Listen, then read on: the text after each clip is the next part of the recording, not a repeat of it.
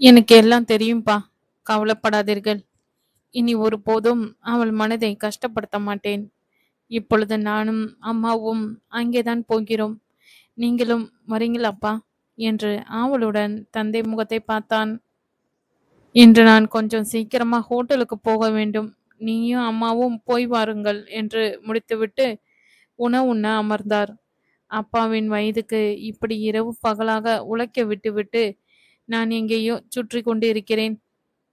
இனி அப்பாவுக்கு ஓய்வு கொடுத்துவிட்டு எல்லா பொறுப்பையும் நான் ஏற்றுக்கொள்ள வேண்டும் என்று தன்னுள்ளே முடிவு செய்து தானும் அவர் அருகில் அமர்ந்து, அப்பா, நித்திக்கு குழந்தை பிறக்கும் வரை நான் அடிக்கடி நுவேரெலியா போக வேண்டி இருக்கும். குழந்தை பிறந்ததும் எல்லாவற்றையும் நானே பார்த்து கொள்வேன். அருண் கூட இன்னும் 6 மாதத்தில் குடும்பத்துடன் இங்கே வந்துவிடப் போகிறானாம். அங்கே ஒருவரை பொறுப்பாக நியமித்துவிட்டு தேவைப்படும் போது போய் ஒரு பார்வை பார்த்து கொள்ளலாம். இனி நீங்கள் வீட்டிலிருந்து பேரன் பேத்திகளுடன் விளையாட வேண்டும் என்று தந்தையின் தோளில் தட்டினான். மகனின் பொறுப்பான பேச்சை கேட்டு ரசித்து கொண்டே உணவு பாத்திரங்களை எடுத்து வந்த புஷ்பா அவர்களுக்கு வழமை போல பரிமாற ஆரம்பிக்க, நிரஞ்சன் எழுந்து தாயின் தோள் பற்றி, நீங்களும் உட்காருங்கள் அம்மா, 3 பேரும் சேர்ந்தே உணவு அருந்தலாம் என்றவன் அத்துடன் இல்லாது அவரின் தட்டில் வேண்டியதை பரிமாறி அவர் முன்னே வைத்து, ம், சாப்பிடுங்கள் என்று சிரிப்போடு சொல்லிவிட்டு தானும் உண்ண அமர்ந்தவன் கலங்கிய கண்களுடன் தன்னை பெற்றவர்கள் இருவரும் ஒருவரை ஒருவர் பார்த்து தங்கள் உணர்வுகளை பரிமாறிக்கொண்டதைக் கண்டும் காணாத பாவனையில் கீழே குனிந்து நிறைந்த மனதுடன் உண்பதில் முனைந்தான். அந்த காலை வேளையில் புஷ்பாவை எதிர்பாராமல் கண்டதும் மலர்ந்த நித்தியின் முகம் நிரஞ்சனை கண்டதும், சித்தி, அத்தை இருவரின் முன்பும் ஏதாவது சொல்லிவிடுவானோ என்று முகமாட அவனை பார்த்தாள். அவளின் பளிங்கு முகத்திலிருந்து அவள் உணர்வுகளை படித்தவன், இந்த வாய் இருக்கிறதென்று எல்லாவற்றையும் பேசிவிட்டு இப்பொழுது அவள் முகம் வாடுவது கண்டு எவ்வளவு வேதனையாக இருக்கிறது. என்னை கண்டாலே தாமரை போல மலரும் அவள் முகம் இப்பொழுது என்று தன்னையே நொந்து கொண்டவன், எப்படி அத்தை இப்படி ஒரு அதிசயம் என்று மென்குரலில் தன் தாயை கண்கள் அகல ஆச்சரியத்துடன் வினவுவதை பார்த்து சிறு சிரிப்போடு அவர்களுக்கு தனிமை கொடுத்து அருணை தேடிக்கொண்டு உள்ளே சென்றான். அத்தை, உங்க செல்ல மகன் உங்கள் அன்பை புரிந்து கொண்டு விட்டார் போல இருக்கிறதே, இதெல்லாம் எப்படி அத்தை என்று கண்கள் விரித்தாள். எல்லாம் உன்னால தாண்டா நித்தி. நேற்று இங்கு வந்து உன்னை பார்த்ததும் இனி ஒருபோதும் நீ தனக்கு கிடைக்க மாட்டாய் என்ற ஏமாற்றத்தில் வாய்க்கு வந்தபடி பேசிவிட்டு வெளியே சென்றவன் காரின் சாவியை அருணிடம் வாங்குவதற்கு திரும்பவும் உள்ளே வந்திருக்கிறான். அப்பொழுது நீயும் அருணும் பேசுவதை கேட்டிருக்கிறான். தன் அசட்டுத்தனம் புரிந்து விட்டது. வீட்டுக்கு வந்து என் மடியில் படுத்து கண்ணீர் விட்டான். தான் ஆரம்பத்திலிருந்து செய்து வந்த தவறை எல்லாம் உணர்ந்து மன்னிப்பு கேட்டான். தவறு செய்தவரை விட தான் செய்த தவறை உணர்ந்து மன்னிப்பு கேட்பவர்கள் இனி ஒருபோதும் அந்த தவறை செய்யவே மாட்டார்கள். நீயும் தம்பியும் புரிந்து கொள்ள வேண்டும் நித்தி. தம்பி இப்பொழுது புடம் போட்ட தங்கமடா. தம்பியின் தலைகீழ் மாற்றத்தை பார்த்து உன் மாமா ஒரே ஆனந்த கண்ணீர்தான். நீ அடிக்கடி சொல்வது போல அவன் இன்னும் குழந்தை தாண்டா நிதி. நீ அவனை புரிந்து கொள்ள வேண்டும். ஏதோ கோபத்தில் தகாத வார்த்தையெல்லாம் சொல்லிவிட்டான். அதையெல்லாம் மறந்து மன்னிக்க வேண்டும்டா. நித்திக்கு குழந்தை பிறக்கும் வரை நான் அடிக்கடி நுவரெலியா போக வேண்டி இருக்கும். அதன் பின் எல்லா பொறுப்பையும் நான் ஏற்றுக்கொள்வேன். நீங்கள் உழைத்தது போதும். இனி ஓய்வாக வீட்டில் இருக்க வேண்டும் என்று உத்தரவு போட்டு விட்டான் அவன் அப்பாவுக்கு. அருணும் இனி ஊருடன் வந்துவிடப் போகிறானாம். நம் எல்லோருடைய சோதனையான காலங்களும் முடிந்து விட்டது நித்தி. இனி எல்லோரும் மகிழ்ச்சியுடன் இருக்க வேண்டும். எப்படியும் அருண் எல்லோருக்கும் உண்மையை சொல்லிவிடுவான். உன் சித்தப்பாவை எப்படி சமாளிக்கப் போகிறாயோ என்று அவளின் கன்னத்தை வருடினார். சித்தப்பாவை எப்படி சமாளிப்பது என்று எனக்கு தெரியும் அத்தை. அதை விடுங்கள். எனக்கு உங்கள் மகனின் மாற்றத்தை பார்க்க பார்க்க நம்பவே முடியவில்லை அத்தை. இந்த வீட்டில்தான் முதல் முதல் எல்லோரும் ஒன்றாக சேர்ந்து சந்தோஷமாக இருந்தோம். அதற்காகவே அப்பாவிடம் சொல்லி அவர் நண்பரிடமிருந்து விலைக்கு வாங்க வைத்தேன். இனி வருடத்தில் 2, 3 தடவை எல்லோரும் சேர்ந்து வந்து விடுமுறையை கழிக்க வேண்டும். அப்பொழுது இந்த குழந்தைகளுக்கு ஓலி ஆடி விளையாடுவார்கள் என்று தன் பெரிய வயிற்றை தடவினாள். தானும் அவள் வயிற்றை மெதுவாக வருடி, இன்னும் 10 நாள் கூட இல்ல. எப்பொழுது ஹாஸ்பிட்டல் போக போகிறீர்கள்? கவிதா இன்று வரும் நாள் இல்லையா? எப்பொழுது வருவாள் என்று அக்கறையுடன் வினவினார். குழந்தை பிறக்க கொடுத்த தேதிக்கு 2 நாட்கள் முன்னே வந்தால் போதும் என்று கவிதா சொல்லிவிட்டாள். அத்தை, அதோ அவளே வந்துவிட்டாளே என்று இருவரும் வாசலை நோக்கி நடந்தனர். மேலே சென்று அருணை அழைத்து கொண்டு கீழே வந்த நிரஞ்சனை கவிதா புரியாமல் நோக்க, அதுதான் நிரஞ்சன் என்று மெல்லிய குரலில் அவள் காதில் ஓதினாள். வியப்புடன் தோழியை ஏறிட்ட கவிதாவுக்கு அப்புறம் பேசலாம் என்று உதட்டசைவில் பதில் சொல்லிவிட்டு அவள் பரிசோதிக்க வசதியாக தன் அறைக்கு அழைத்துச் சென்றாள். நித்தி பின்னே செல்ல முயன்ற கவிதாவிடம் தன்னை அறிமுகப்படுத்தி கொண்ட நிரஞ்சன், டாக்டர், நான் உங்களிடம் கொஞ்சம் பேச வேண்டும். அங்கே கொழும்பில் இருக்கும் உங்கள் ஹாஸ்பிட்டலுக்கு வருகிறேன்.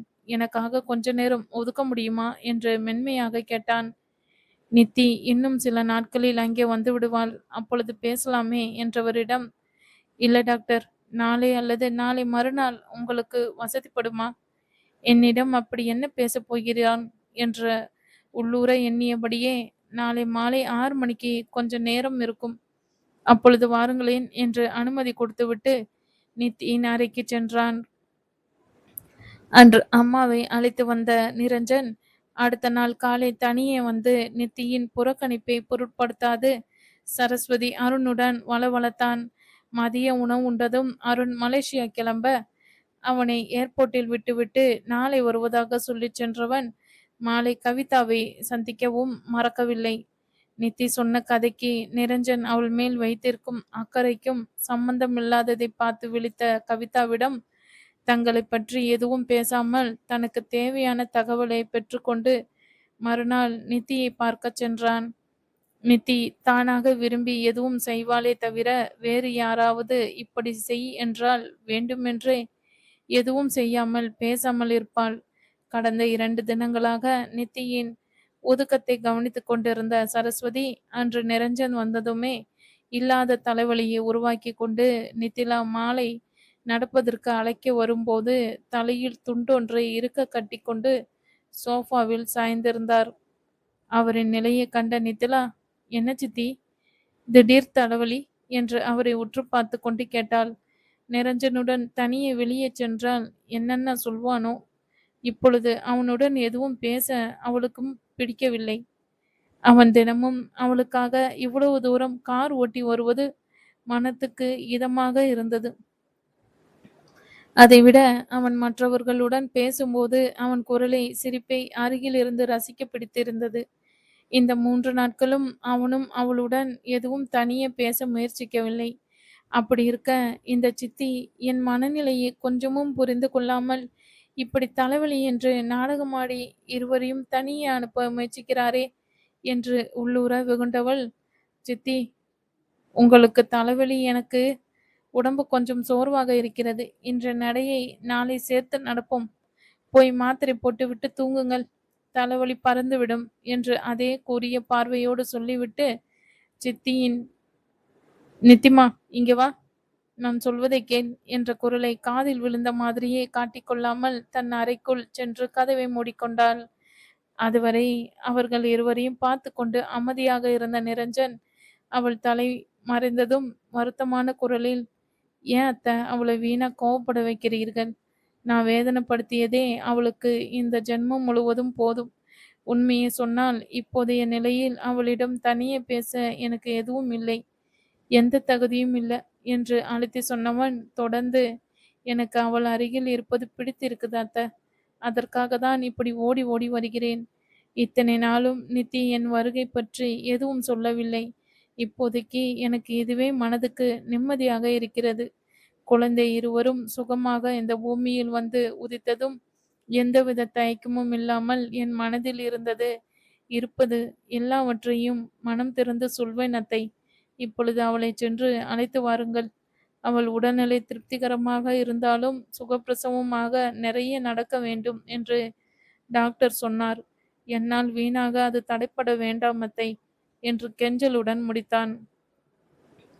நீ எப்பொழுதும் நிரஞ்சன் கவிதாவுடன் பேசினாய் என்று அவன் அக்கறையை பார்த்து ஆச்சரியத்துடன் கேட்டார். இதில் என்ன ஆச்சரியம் அத்தை? இங்கு வந்தபோது சந்தித்த நேரம் கேட்டேன். போனதும் நித்தி பற்றி, குழந்தைகளின் ஆரோக்கியம் பற்றி எல்லாமே சொன்னார். நித்தி தைரியமான பெண்தான். இத்தனை நாள் நீங்கள் அருகில் இல்லாதது அவளை உறுத்தி வேதனைப்படுத்தி கொண்டிருந்தது. நேற்றுதான் அவள் முகத்தில் பழைய மலர்ச்சியை பார்த்தேன். கூடியவரை அவள் அருகில் இருந்து அவளுக்கு தைரியம் கொடுங்கள் என்று சொன்னார்.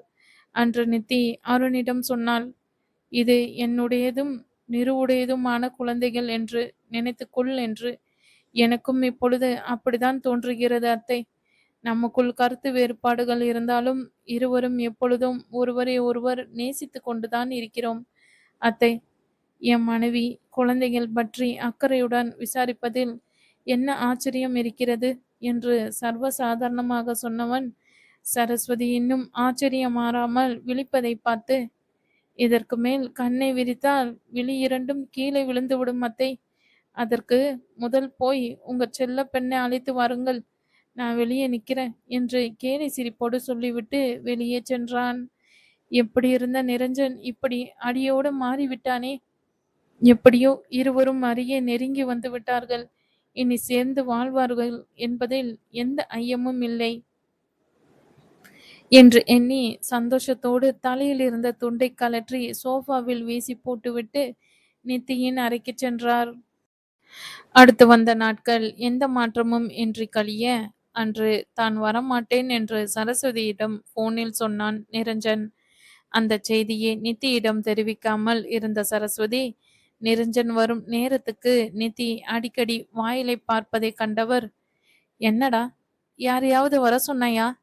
வீட்டு வாசலையே பார்க்கிறாயே என்று நூல் விட்டு பார்த்தார். அவரை ஒரு தடவை நிமிர்ந்து பார்த்துவிட்டு எதுவும் பேசாமல் தொலைக்காட்சி பெட்டியில் பக்கம் பார்வையை செலுத்தினாள் நித்திலா. வேண்டுமென்றே இங்கே வந்த பின்பு தான் உருவாக்கி கொண்ட தோழிகளை பற்றி அவர்களின் குணாதிசயங்களை விவரித்து கொண்டிருந்த சரஸ்வதி மகள் காதில் தான் சொல்வது எதுவும் விழவில்லை என்பது கண்கள் மீண்டும் மீண்டும் வாயிலை நாடுவதும் காதுகள் இரண்டும் நிரஞ்சனின் கார் சத்தத்துக்கு ஏங்குவதையும் புரிந்து கொண்டு தன்னுள்ளே சிரித்து கொண்டார். அவனை கண்டால் வாயை பசை போட்டு ஒட்டிய மாதிரி மூடிக்கொண்டு இருப்பதென்ன? இப்பொழுது வரவில்லை என்றதும் தவிப்பு என்ன? இன்று முழுவதும் அவன் வரமாட்டான் என்பதை சொல்லாமல் தவிக்க விட்டால் நாளைதான் நான் தலைவலி என்று ஜாடி காட்டினாலே இருவரும் தனியே நடக்க கிளம்பி விடுவார்கள் என்ற அவரின் எண்ண அலையை வெளியே வந்து நின்ற கார் சத்தம் கலைத்தது. முகம் மலர அவசரமாக இளம் என்ற நித்திலா சித்தி அருகில் இருப்பதை அப்பொழுதுதான் உணர்ந்தது போல திரும்பவும் அமர்ந்தாள். அப்பாடா, கொஞ்சமும் வெளியே காட்டிக்கொள்ள மாட்டாயாக்கும் என்று செல்லமாக மனதுக்குள் கடிந்தபடி வெளியே எழுந்து சென்றார். வரமாட்டேன் என்று சொல்லிவிட்டு அங்கே இருப்பு கொள்ளவில்லையாக்கும். உடனே கிளம்பி வந்து விட்டானே. இருவரும் ஜாடிக்கேற்ற முடிதான் என்று சிரிப்போடு வெளியே வந்தவர் 4வது வீட்டில் வசிக்கும் தேனுகா காரிலிருந்து இறங்குவதை கண்டதும், அடடா, என்ன திடீர் வருகை, ஒரு போன் கூட பண்ணவில்லை என்று கேட்டபடி அவரை உள்ளே அழைத்து சென்றார். இல்ல, நித்தியின் கணவர் ஊரிலிருந்து வந்து விட்டார் இல்லையா, அவரை பார்த்து விட்டு போகலாம் என்று வந்தேன். ஏன் தேனுகா, நீங்கள் நேற்று வந்திருக்க கூடாதா? இன்று நிரஞ்சனுக்கு ஹோட்டலில் வேலை அதிகம், வரமாட்டேன் என்று போன் பண்ணினான். நாளை எப்படியும் வருவான் என்று நித்தியிடம் மறைத்ததை தேனுகாவிடம் போட்டு உடைத்துவிட்டு ஒரு அசட்டு சிரிப்போடு நித்தியை பார்த்தார். தெரிந்து கொண்டேதான் என் பரபரப்பை ரசித்தீர்களா? ஆண்டி போகட்டும், உங்களுக்கு இருக்கு என்று சித்திக்கு கண்களால் செய்தி சொன்னவள் வந்தவரிடம் முகம் மாறாமல் சுகநலன்களை விசாரித்துவிட்டு கொஞ்சம் தோட்டத்தில் நடந்துவிட்டு வருகிறேன் என்று யாருடைய பதிலையும் எதிர்பார்க்காமல் வெளியே சென்றாள். இந்த சில நாட்களாக நிரஞ்சனின் மனப்போக்கில் ஏற்பட்ட மாற்றங்களை எண்ணி வியந்தபடி தோட்டத்தில் மெதுவாக நடைபயின்றாள் நித்திலா. பின்னர் முதல் மூன்றாண்டுக்கு இருக்கும் இடமே தெரியாமல் மறைந்திருந்தார். வந்ததுமே என் மனம் என்ன பாடுபடும் என்பதை கொஞ்சமும் எண்ணாமல் நெருப்பள்ளி கொட்டினார். அண்ணாவும் நானும் பேசியதை கேட்டதும் ஒரே கணத்தில் மனம் தலைகீழாக மாறிவிட்டது. ஒட்டு கேட்பவர்கள் நல்லதை கேட்பதில்லை என்று சொல்வார்கள். நிரு விடயத்தில் முதல் தடவை அவர் நல்லதை கேட்கவில்லைதான். ஆனால் இரண்டாவது தடவை கேட்க வேண்டியதை தான் கேட்டார். உடனே அத்தையுடன் மனம் திறந்து பேசி தான் செய்வதற்கெல்லாம் மன்னிப்பும் கேட்டுவிட்டாரே. உள்ளதளவில் மிக மிக நல்லவர். அந்த பாட்டியின் போதனைகளால் கோணலாக யோசித்து விட்டார். எது எப்படி இருந்தாலும் இப்பொழுது எல்லாவற்றையும் சரியாக புரிந்து கொண்டு விட்டாரே. எல்லோருக்கும் எவ்வளவு நிம்மதியாக இருக்கிறது. நித்தியின் மனம் கடந்து போனதை விடுத்து இன்றைய நாளில் வந்து நின்றது. இத்தனை நாளும் தினமும் ஓடி ஓடி வந்துவிட்டு இன்று என்ன பெரிய வேலை வெட்டி முறிக்கிறாராம். அவர் இல்லாத இத்தனை ஆண்டுகளும் மாமா பார்த்து கொள்ளவில்லையா? பெரிதாக சொன்னாரே, அவளை கோவப்படுத்தக்கூடாது, எரிச்சல் படுத்தக்கூடாது என்று. கவலைப்பட மட்டும் விடலாமாக்கும். இன்னும் எத்தனை நாள்? ஒவ்வொரு நாளும் வருவதற்கு என்னவாம்? ஒரு நாள் பார்க்காவிட்டால்தான் என்ன? இதற்கு முதல் தினமும் பார்த்து கொண்டிருந்த மாதிரி இந்த கண்கள் வேறு அடிக்கடி கலங்கி கொண்டு முன்னர் இருந்த மாதிரியே வேறு எதிலாவது கவனத்தை திருப்புவோம் என்றால் அதுவும் முடிய மாட்டேன் என்கிறது. சூரியன் மறையும் காட்சியை நிமிர்ந்து பார்த்தவள் இதற்கு மேல் நிச்சயமாக வரமாட்டார். குளிரவும் ஆரம்பித்து விட்டது. சித்தி அழைக்கும் முன் உள்ளே செல்வோம் என்று திரும்பியவள் தன் நீல கால்களை எட்டி எட்டி வைத்து விரைவாக தன்னை நோக்கி வந்த நிரஞ்சனை சந்தோஷம் முகத்தில் வெளிச்சம் போட ஆனந்தத்தில் கண்கள் கலங்குவதை அவனுக்கு மறைக்கும் எண்ணமே இல்லாமல் அவனையே பார்த்து கொண்டு நின்றவள் அவன் அருகில் நெருங்கவும் தலையை குனிந்து தன் கண்ணீரையும் உணர்வுகளையும் மறைக்க முயன்றாள். கொஞ்சம் தூரத்தில் வரும்போதே அவளின் கண்களில் பளபளப்பில் இருந்து அவள் கண்ணீருடன் நிற்பது புரிந்துவிட அவள் முகத்தை பற்றி நிமிர்த்தி தன் கைக்குட்டையால் கண்ணீரை ஒற்றி எடுத்தவன் அது பற்றி எதுவும் பேசாமல், நான் தான் கொழும்பு ஹோட்டலை முற்று முழுவதாக பார்த்து கொள்கிறேன் நித்தி. பிரான்சிலிருந்து நிறைய உல்லாச பயணிகள் வந்து விட்டனர். அவர்களுக்கு வேண்டியது செய்து எல்லாம் முடித்து இங்கே வர முடியுமோ முடியாதோ என்றுதான் அத்தைக்கு ஃபோன் பண்ணினேன். வேலை ஓரளவு முடிந்ததும் இருப்பு கொள்ளவில்லை. அதுதான் கிளம்பி வந்து விட்டேன். இருள் பரவ ஆரம்பித்து விட்டது. வா, உள்ளே போவோம் என்று அவள் கைப்பற்றி உள்ளே அழைத்துச் சென்றவன் உள்ளம் அவள் தன்னை ஒரு நாள் காணாமல் இப்படி தவித்தது அவள் என் மேல் வைத்த நேசம் மறையவில்லை என்று துள்ளியது. தன் கண்ணீரை துடைத்ததுடன் அது பற்றி எதுவும் பேசாமல் அவன் மேலே பேசியது மனதை இலக செய்ய அத்தனை நாட்களில் முதல் முதலாக அவன் முகத்தை நிமிர்ந்து பார்த்து ஒரு மெல்லிய புன்னகையை சிந்திவிட்டு அவன் பற்றிய கையை விலக்காமல் அவனுடன் கூடவே நடந்தாள். பற்றிய கையை விடாமலேயே வீட்டினுள் அழைத்துச் சென்றவன் அவள் புன்னகை தந்த தைரியத்தில் தங்கள் இருவரையும் ஒரு மெல்லிய சிரிப்புடன் பார்த்து ரசித்து கொண்டு நின்ற சரஸ்வதியிடம், அத்தை, இன்று இரவு இங்கேயே தங்கிக் கொள்ளட்டுமா என்று பார்வையிலும் கெஞ்சலுடன் கேட்டான். எனக்கு எந்தவித அப்செஷனையும் இல்லை நிரஞ்சன். ஆனால் வீட்டுக்கார அம்மா என்ன சொல்வாங்களோ என்று அவனிடம் இருந்து விலகி உள்ளே சென்று கொண்டிருந்த நித்தியை வம்புக்கு இழுத்தார். என்ன சித்தி, இதற்கு மேல் எங்கே திரும்பி போவது? அவரை கை கால் கழுவி விட்டு சாப்பிட வர சொல்லுங்கள். நான் சாப்பாடு எடுத்து வைக்கிறேன் என்று கூறிவிட்டு நில்லாமல் உள்ளே சென்றாள். சென்று மறையும் அவள் முதுகை பார்த்துவிட்டு, டே நிரஞ்சன், இருந்தாலும் வீட்டுக்காரிக்கு கொழுப்பு அதிகம்தான். நீ பக்கத்தில் நிற்கிறாய், ஆனால் என்னை உன்னிடம் சொல்லலாட்டம். இதற்கு என்ன சொல்கிறாய் என்று கேலியாக சிரித்தார். அத்தை, என்றுதான் நித்தி முகத்தில் கொஞ்சம் சிரிப்பை பார்த்தேன். கிண்டல் பண்ணி எப்பொழுதும் போல துணி கொண்டு துடைத்த மாதிரி செய்து விடாதீர்கள். இன்றிலிருந்து பாருங்கள், உங்கள் பெண் என்னுடன் நடக்க வருவதற்கு உங்கள் துணையை எதிர்பார்க்க மாட்டாள் என்று சொல்லிவிட்டு மகிழ்ச்சி பொங்க சிரித்தான்.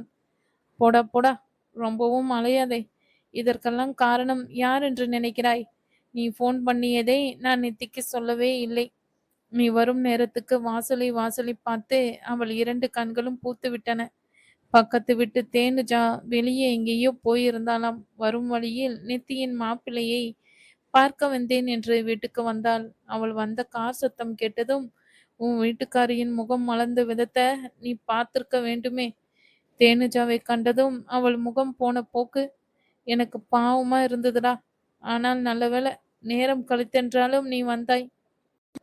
இல்லாவிட்டால் இரவிரவாக அழுதிருப்பாளோ என்னவோ என்று அவன் மனதுக்கு ஒப்பான விஷயங்களை அவன் முக மாற்றங்களை பார்த்து கொண்டே சொல்லி முடித்தார். கண்கள் கலங்க அவர் கையை பற்றி, அத்தை, நித்தி மிகவும் இளகிய மனம் படைத்தவள். நான் செய்ததையெல்லாம் மறந்து மன்னித்து விடுவாள் என்று எனக்கு தெரியும். அது இவ்வளவு விரைவில் நடந்து தாங்க முடியாத மகிழ்ச்சியாக இருக்கிறது.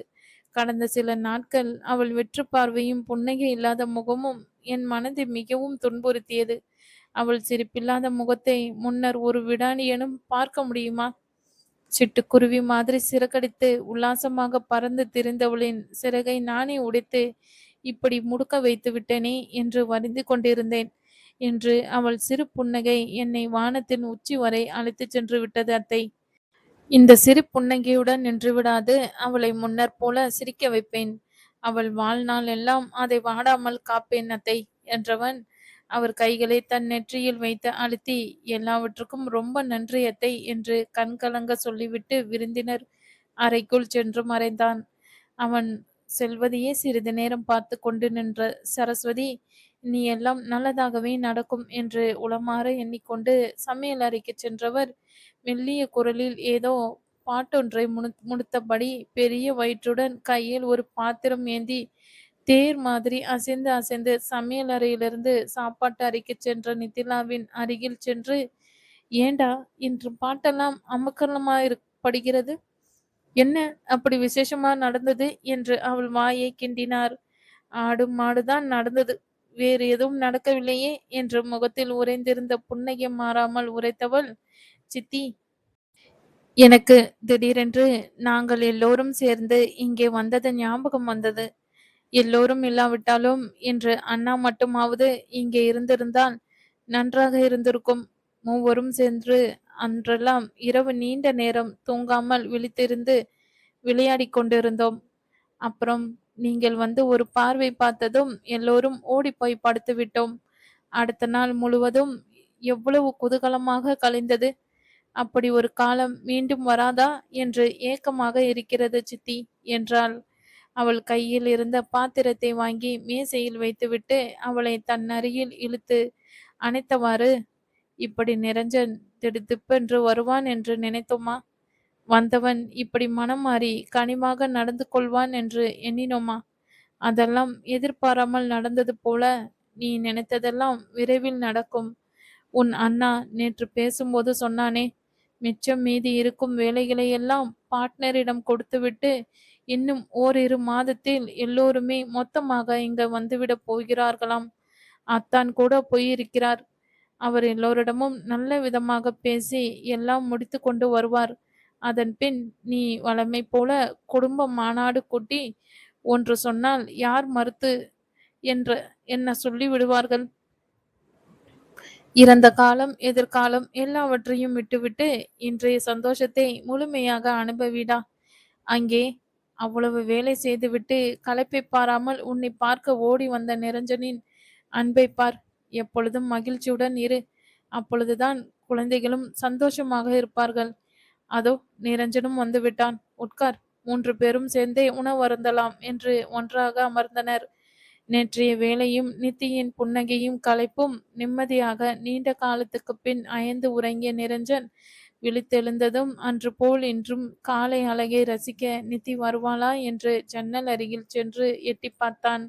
அவன் எண்ணம் தப்பவில்லை. அன்று போல ஒரு மெல்லிய சால்வையை போத்திக் கொண்டு பூக்களை ரசித்தபடி நின்றாள் நித்திலா. பரபரவென்று பல் சுத்தம் செய்து முகம் கழுவி உடை மாற்றிக்கொண்டு வெளியே விரைந்தான். அவன் வேகமாக நடையில் திரும்பி பார்த்த நித்தி முகம் மலர குட் மார்னிங் சொன்னாள். தானும் பதில் வணக்கம் சொன்னவன், குட் மார்னிங் மட்டும்தானா? நிறுவை விழுங்கி விட்டாயா நித்தி என்று வாய்க்குள் முணுமுணுத்தவன், ரொம்பவும் அலையாதே, அதுவும் சீக்கிரம் வரும் என்ற மனதுக்குள் அவன் எண்ணி முடிக்கவில்லை. நிரு, கொஞ்ச தூரம் நடந்துவிட்டு வருவோமா என்று கேட்டாள் நித்தி. நுரு என்ற அழைப்பில் விண்ணுக்கு தாவிய மனதை இழுத்து அடக்கியவன், இதென்ன கேள்வி நித்தி, வா நடக்கலாம் என்று அவள் அருகில் சென்றான். இருவரும் 1 மணி நேரம் நடையிலும் நிறைய பேசினார்கள்.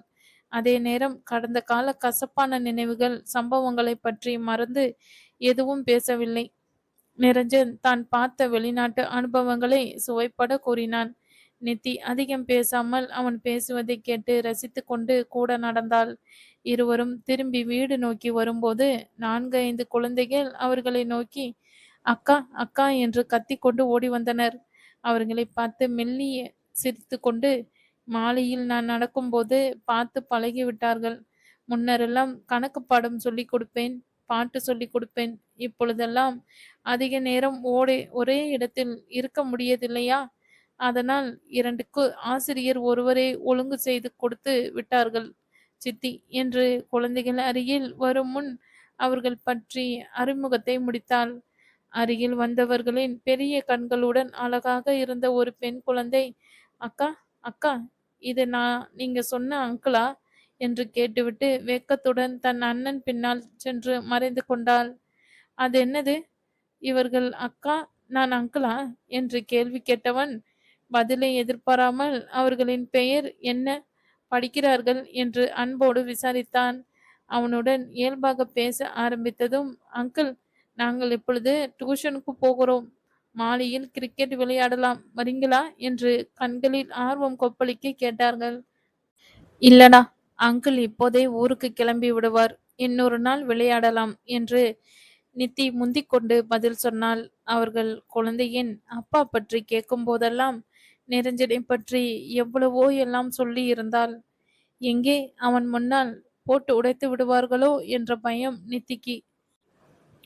அவளை ஒரு முறை திரும்பி பார்த்துவிட்டு, இனிமேல் குழந்தைகள் பிறக்கும் வரை நான் இங்கேதான் இருப்பேன், தினமும் மாலையில் விளையாடலாம் என்று குழந்தைகளுக்கு மட்டுமல்ல அவளுக்கும் தகவல் சொன்னான்.